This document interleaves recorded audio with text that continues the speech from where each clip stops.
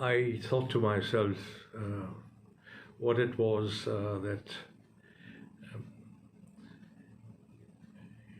in a way, sort of attracted me towards this moving spirit of a traveler outside of the hagiographic impulse which I was rooted in, being born into a Sikh family.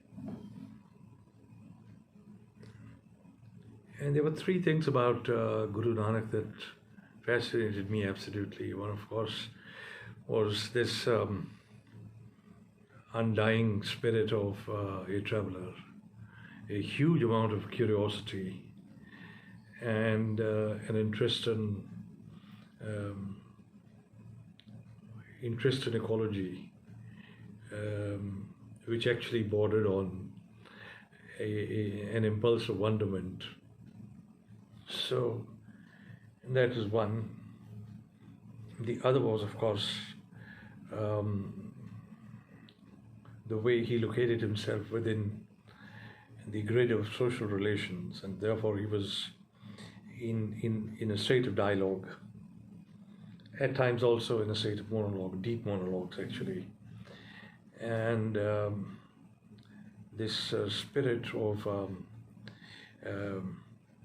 dialogic spirit within this grid of social relations included not just his own community, but it was also a kind of, this was negotiated through an impulse which was bridging the gaps all the time, and which is also dialoguing with the other, the close other as well as a distant other.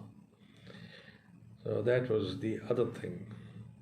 In the process, when he was sort of, dialoguing with the close other and the distant other, he was also, in a sense, creating a new linguistic tool, which was not a kind of a structured linguistic tool. This was like the creation of a transient dialect,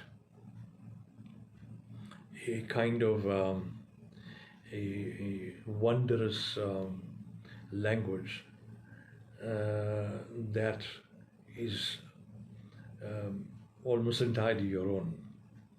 And anyone who follows will have to then evolve a language which might actually sound like his, but to still be the language of the person who is beginning anew.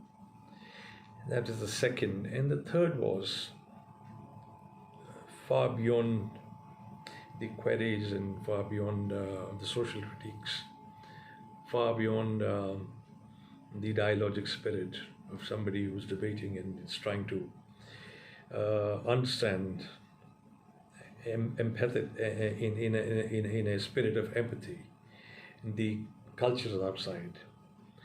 There was also, and I think this is very, very significant, a man who was standing at the edge of the globe, at the edge of the planet, and was looking at the inscrutable beauty, and I would also think the fearful symmetry or chaos of what is beyond this planet.